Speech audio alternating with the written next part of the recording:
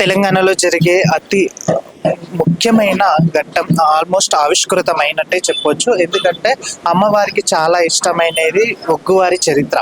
అంటే బైండ్ల వారు కానీ ఒగ్గువారు కానీ డప్పు సప్పులు కానీ ఇది అన్ని ఒక లెక్కనైతే సాక్షాత్తు మల్లికార్జున స్వామి అంశం నుంచి పుట్టిన వారే ఈ ఒగ్గువారు. అందుకే అమ్మవారు బోనం వెళ్ళేటప్పుడు ఒగ్గువారి చరిత్ర ఖచ్చితంగా ఉండాలి అని చెప్పేసి ఆనాటి కాలాన్ని నుంచి వస్తున్న ఆచారం అన్నమాట. సో ఆ ఆచారము ఇప్పటికీ కూడా కంటిన్యూ అవుతుంది. పైగా వారి గవర్నమెంట్ కూడా గుర్తించట్లేదని కొంతమంది అనుకుంటున్నారు. కానీ అసలు వారి చరిత్ర ఏంటి, ఎలా ఈ ఒగ్గు చరిత్ర స్టార్ట్ అయింది, అమ్మవారికి ఈ పటాలు వేసే కార్యక్రమాలు ఏంటి, అండ్ నెక్స్ట్ అమ్మవారిని మేల్కొల్పడం ఏంటి అనే దాని మీద మనకు క్షుణ్ణంగా వివరించడానికి మనతో పాటు ఉన్నారు ప్రముఖ ఒగ్గు నాగరాజ్ గారు. మాట్లాడదాం. అన్న నమస్తే. అన్న నమస్తే. మీకు బోనాల పండుగ శుభాకాంక్షలు. శనార్థి. అయితే ఈ ఒగ్గు కథ అనేది ఎట్లా స్టార్ట్ అయిందంటే, మరి మేము మల్లన్న బిడ్డలం, అంటే మల్లన్న పిల్లలం ఎట్లా అంటే ఉన్ని కంకణం పత్తి కంకణం అనేది రెండు ఉంది. మేము ఉన్ని కంకణ పోలు బాపునోళ్ళ పిల్లలకు పుట్టినోళ్ళము.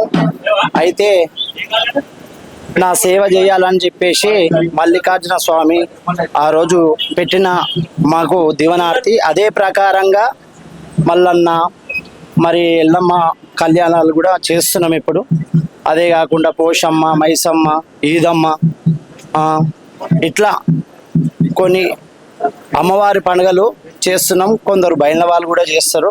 ఎందుకంటే ఈ పండుగ మరి చరిత్ర చెప్పి అమ్మవారు ఎట్లా పుట్టింది, మల్లన్న స్వామి ఎట్లా పుట్టిండు అనేది చరిత్ర చెప్పి నలుగురికి తెలియజేసి, మరి పూజ ఎందుకు చేస్తున్నాము, ఈ పటాలు ఎందుకు వేస్తున్నాము, ఈ బోనాలు ఎందుకు వేస్తున్నాము అనేది నలుగురికి తెలవాలని చెప్పేసి మేము కథ చెప్పడం జరుగుతుంది.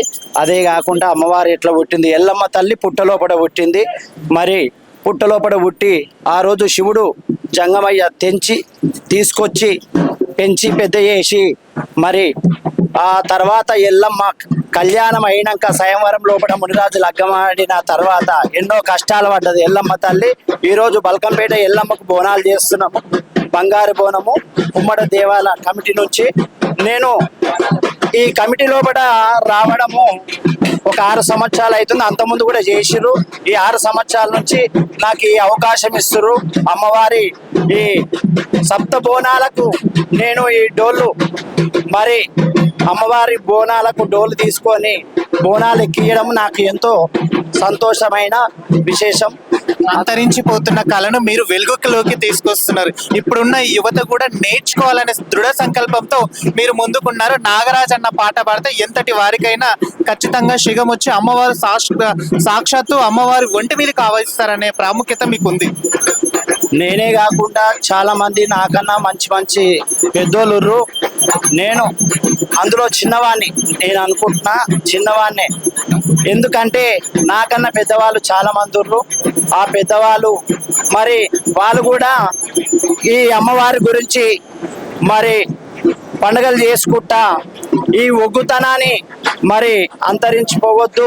అదే కాకుండా ఒగ్గు వాళ్ళు ఎట్లా చేయాలని చెప్పేసి ఒగ్గు సంఘం కూడా ఉంది.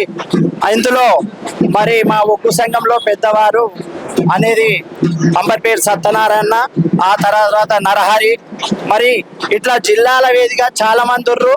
మరి అదే కాకుండా కవాడిగూడ నాగేష్ అన్న, ఇట్లా చాలా మంది ఉర్రు.